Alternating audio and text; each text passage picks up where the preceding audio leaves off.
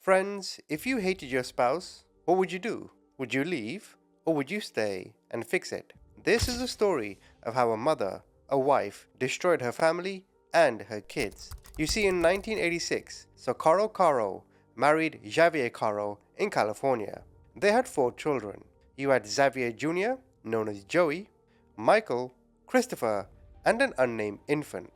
Let me first explain the kind of relationship they had.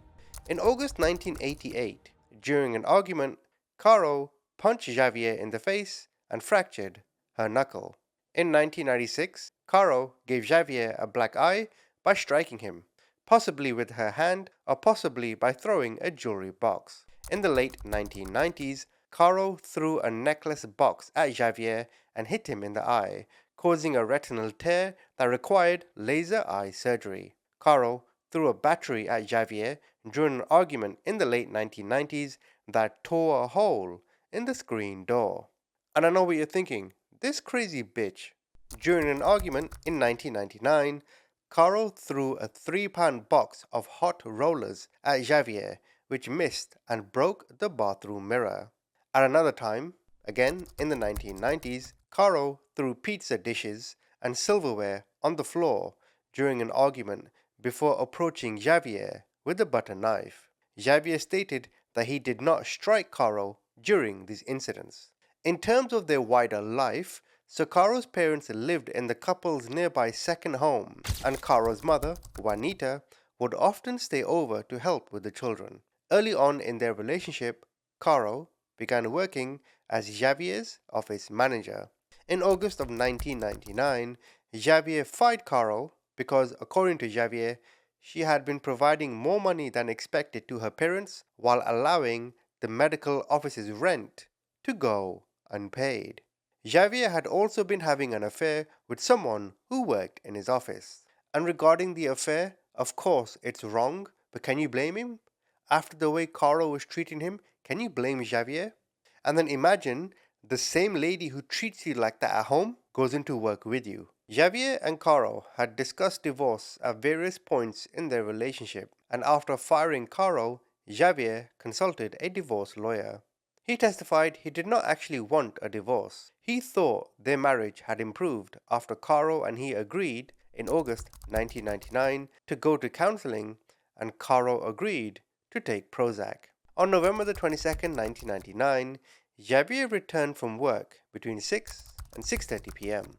He had dinner with Caro and they drank margaritas. Joey, one of the kids, made a negative comment about his parents drinking. Xavier and Caro then started arguing because Xavier wanted to discipline Joey, but Caro did not. Later, Xavier removed the television and video game system from Joey's room as punishment, and then Xavier and Caro continued their argument. Caro accused Xavier of not loving her and not respecting her. Xavier then said he was leaving. Caro grabbed him by the shoulders, slid to the floor, and held his ankles as he pulled away from her. Caro's mother, Juanita, came up the stairs and yelled, "Get out, you brute." Xavier then entered the garage, got in his 1989 maroon Mercedes, and drove away. Juanita's testimony about the end of the fight that evening was similar, though she testified that Xavier struck Caro on the legs when Caro was on the ground. Juanita told police that after Xavier left, Caro said, "Now, Mom, I have no money now. I don't know what I'm going to do. We are going to starve." Now, around 9 p.m., Juanita left the house to return to her home. Juanita returned a few minutes later because she forgot her glasses and left again soon after. Xavier testified that he drove to his office, which was 40 minutes away from the house. Caro called Xavier multiple times on his car phone and at the office. When Xavier answered the phone at the office, Caro was crying and agitated and asked Xavier to come home. Caro then calmly stated, "That's the thing I've always admired about you, ex. You always know the difference between right and wrong." Xavier testified that he left the office around 10:30 p.m. to return home. As he left the building, Xavier saw a big white truck parked outside the gate, a truck that, according to the guard records, entered the hospital at 10:25 p.m. Time-stamped videotapes from security cameras at his office showed a vehicle similar to Javier's car arriving at 9:24 p.m. and leaving at 10:36 p.m. This was proof for the police that he was in his office and not at home. When Xavier returned home, he found Caro lying on her right side in a semi-fetal position on the floor of their master bedroom. Xavier noticed a blood-stained froth around her mouth and thought she overdosed. He called 911 from the phone in the bedroom at 11:21 p.m. He told the operator that Caro might have overdosed. Xavier rolled Caro onto her back and noticed a revolver underneath Caro and several expanded shell casings. Xavier had previously purchased the gun for Caro along with the gun for himself for self-defense. He picked up the gun and saw a single shell casing in the 5-round cylinder. The 911 operator asked if there were any children in the house. Xavier went to Joey's bedroom and found him lying face up, covered in blood. Xavier checked for a pulse, but he found none. He then entered Michael and Christopher's room and saw them lying together in the bottom bunk of the bunk bed. Their faces were ashen, and neither boy was breathing. Xavier returned to the master bedroom and told the 911 operator that his children had been shot. He went to the infant's crib and found the infant unharmed and told the operator, "We've got one alive here." He picked up the infant and went to check on the other children again. Joey and Christopher were not breathing, but Michael was taking deep, gasping breaths. Xavier attempted to perform CPR on Michael until a fragment of Michael's skull came off in his hands. Xavier then ran out of the room, told the 911 operator that the first responders needed to get there fast. He called Juanita on a second phone line at 11:30 p.m. and told her that Caro shot the babies. Xavier went to the front door when he encountered two Ventura County Sheriff's deputies who ordered him outside. He had the infant in his arms and he was distraught. When officers found Caro in the master bedroom, she was surrounded by several pools of blood, a pool of vomit, and expended shell casings. She was airlifted to a hospital, while back at the family's home, Juanita had arrived. In a conversation between Xavier and Juanita that an officer recorded, Xavier alternated between a calm and visibly upset demeanor. He stated, "Why did she do this? She killed my best friend. She killed my Joey. She wasn't messing around. She shot them all in the head." He testified that he always kept the guns in a gun safe, and Caro did not have the combination. In '95, following an argument, Xavier came home to find Caro holding a gun at the top of the stairs. He grabbed Joey and left, but came back when Caro called and said she would leave the gun in plain view for Xavier to recover. And this is an indication of how batshit crazy she was. On the night of the shootings, Caro underwent surgery for a gunshot to her head. She also had bruising on her right bicep, bruising on the inside of her thighs, and a fractured foot that was swollen and bruised. The forepart of the foot had broken away from the middle part of the foot and was repaired surgically. Such an injury most commonly occurs by landing on a pointed foot so that the foot is twisted, which can happen when falling down the stairs. The injury may also occur from a person falling on his or her foot with the person's own weight, or if someone else stands on the foot as the person falls. On the day of the shootings, Detective Cheryl Wade went to Caro's hospital room and recorded the entire 2.5 to 3 hour visit. Wade asked Caro if she had taken a fall, and Caro said she was not sure and could not remember. Caro said at one point that she might have fallen down the stairs and that she was bruised by wrestling with a boy, but she reiterated on multiple occasions that she did not remember how she had been hurt. A defense expert enhanced the audio tape and believed Caro said, "You have to ask the boys," rather than wrestling with the boys. Detective Wade told Caro that her boys had been hurt, that they had died, and that Caro was a suspect. Caro then began crying and screaming. Caro asked what Xavier had said and asked where the infant was located and whether he was okay. The police officer later brought Juanita into Caro's room and recorded Juanita's conversation with Caro. Caro said, "X is going to need somebody." Juanita asked, "Why did you do this?" And Caro replied, my babies, I'm sorry. Sorry does nothing, you classless cow." Now, Lisa Van Essen worked at Xavier's office. She testified that Caro had previously said she did not think Xavier loved her, and was worried that Javier would leave and take the boys with him. Around September 1999, Van Essen asked Caro how she was, and Caro replied, "Not good. Sometimes I think I would just be better if I wasn't there."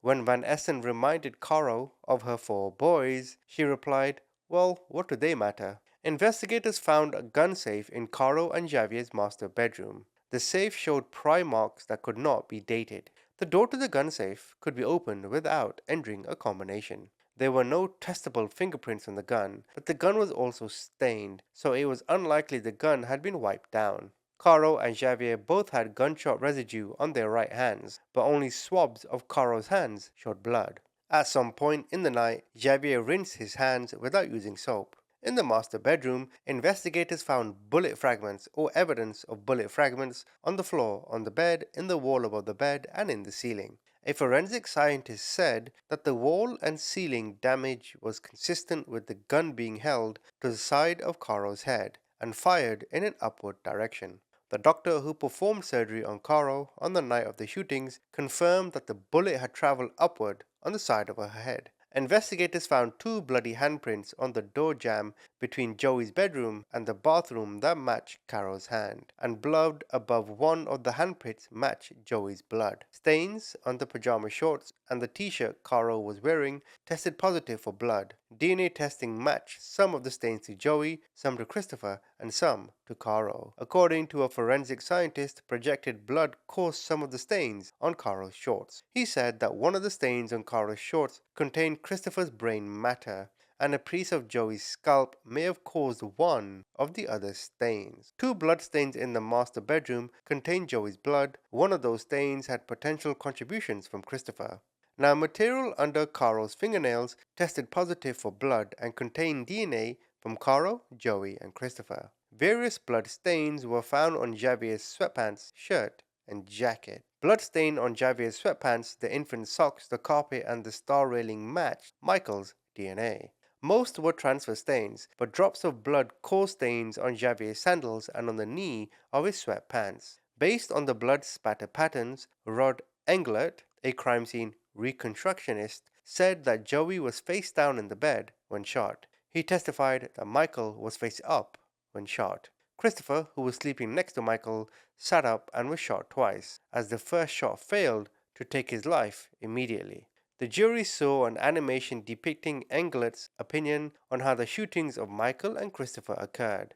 Englert testified that the inner thigh of Caro's shorts showed a high velocity spatter, the kind associated with gun shots. Englert said that the person wearing the shorts shot Christopher, and he expressed confidence beyond a reasonable degree of certainty. Englert found transfer stains and no evidence of blood from a gunshot on Javier's jacket. He concluded that the person wearing the jacket was not involved in a shooting. He concluded gunshot spatter did not cause the bloodstain on Javier's pants and sandals. As for Javier himself, two officers interviewed him on November the 23rd, 1999 at the family home. He indicated that Caro was taking Prozac, she had ADD, had been drinking margaritas, and agreed with the officer that the alcohol and Prozac may have had an effect. At some point, he told officers he had prescribed the Prozac to Caro. If you think about it, that's quite a weird dynamic. He had a doctor's office, she worked in the doctor's office, she needed antidepressants, I believe that's what Prozac is. He provided her the antidepressants, and the only reason she needed antidepressants is because she was violent towards him. Do you see kind of like the doctor-patient conflict of interest? I don't know if that's the correct terminology, but you see what I'm trying to say, right? At the same time, while she's working in the office, to Van Essen, the employee, she's telling her, "I don't like your boss," the husband. So the whole work dynamic must have been, I don't know, just weird, right? And fractious. Now, around 7 p.m., officers escorted Javier into his closet and let him obtain some items before he went to a hotel. But the officers did not catalog items Javier took from the house. The defense presented evidence that the white truck Javier saw outside the gate while leaving the hospital had entered the hospital around 10 p.m. and Joey and Michael had died at 10 p.m. or later, and that it only took 30 minutes to drive home, implying that Javier had enough time to take the children's life and shoot his wife before calling 911. Defense expert Herbert McDonald reviewed the forensic evidence and he examined the shorts Caro was wearing under a microscope and did not find any high velocity impact spatter or mist. He did find projected blood on the inner crotch, but said that it was not the result of the shootings because of the confined spread of the stains and the small amount of blood. He found transfer stains on Javier's jacket, sock, and pants. Now, Dr. Frederick Lovell, a medical examiner, reviewed evidence concerning Caro's head wound. He testified that the gun was held tightly against her head. The gun would have been pointed very slightly downward. When asked how Dr. Lovell would explain a bullet fragment found in the ceiling, he testified to previously saying that he did not know how it got there. He said that it was highly unlikely that the gunshot was self-inflicted. It would have been difficult to hold the gun against the skull at a slightly downward angle. The bruises on Caro's arms were consistent with finger grab marks. Now, a criminalist found hair in Caro and Javier's master bedroom that looked like it had been pulled out. Through some, maybe all of the hair belonging to Caro came out by the force of the gunshot. Also during the trial, the defense presented a number of character witnesses. They testified that Caro was an admirable, friendly, nice person who loved her children. Her parents testified about their financial arrangements with Javier and Caro. Caro did testify in her own defense. She claimed that she was forthcoming with Javier about expenditures while she served as office manager, and wrote checks to her parents for family trip expenses only after discussing them with Javier. She said that she was sad but not angry about being fired as office manager and losing control of her family finances. She had no hard feelings toward her friend Van Essen, who replaced her as office manager. Caro went on to say that they were having marriage difficulties, and that in June 1999, Caro stayed at a hotel for 3 days to get away from the family. She did confirm she had no memory of hurting her children. During the moments, she woke up and thought they had been in a car accident because she was injured. This is when the detective told her the boys were hurt in the hospital. When she was told her boys were dead, she did not know how they died, and she wasn't sure what happened to the children. Now, on November the 5th, 2001, the jury found Caro guilty of 3 counts of first-degree murder. And on November the 6th, 2001, Caro withdrew her plea of not guilty by reason of insanity. And on the 27th of November, the penalty phase began. In aggravation, the prosecution presented evidence of prior acts that Caro allegedly committed. In 92, Caro and another woman argued over a parking space. Caro ended up grabbing the other woman by the hair with both hands and pulling her head against the inside of the woman's half-open driver's side window. Wait, over a parking space? What? During this penalty phase, Javier narrated a family video showing scenes of the 3 boys. He testified about the boys and their character traits. In mitigation, the defense presented evidence that when growing up, Caro was a happy, obedient child, and that her parents never used physical punishment. They stated that Caro played basketball and volleyball, she was a cheerleader, and graduated from high school with a C average. Javier was the second boyfriend that Caro ever had. Caro's first boyfriend testified that she was never violent with him. Extended family members described Caro as a good, patient mother. Caro's cousin, a pastor, and the Ventura County Jail chaplain testified that Caro was a person of compassion, caring, and genuine Christian faith. Caro never admitted in her confidential sessions with the pastor that she did this to her children. The children's teachers testified that Caro spent hours volunteering in her children's classroom and observed that she was a friendly, caring, and affectionate mother. Finally, it was also important to note that Caro had a blood alcohol level of 0.138% on the night of the shootings. According to a defense toxicology expert, Caro would have been staggering, would have felt sedated, and would have been impaired in her ability to process information. And on December the 10th, in 2001, following the penalty phase, the jury returned a verdict of death. On the 5th of April 2002, the trial court denied a motion for new trial and a motion to modify sentence. The trial court sentenced Caro to death on each count of murder, with concurrent sentences of 25 years to life for the firearm enhancements. So, in the end, the conclusion is, why did this happen? Well, if we take the information at face value, because you and I both know relationships have 2 different sides, right? There's always 2 sides to a story. So, if we take what I've told you at face value, which is the evidence that was presented at court, she was abusive towards him, right? Actually, you can go even further than that. He provided for her and her family. He employed her. She verbally and physically abused him. He then told her get help. She got help, and in the end, she was still abusive towards him. He starts having an affair, which I can understand in this context, and in the end, to get back at him, pain, jealousy, whatever, she decided to murder her children. If all of that is correct, then you and me can agree the death sentence, well, that was the only logical outcome. However, no woman is going to randomly become physical toward her spouse. So, I do think maybe at times he may have been abusive too. Either way, the dynamic of the relationship did not warrant her doing what she did. Another sad story of lost children in America. Thank you for watching.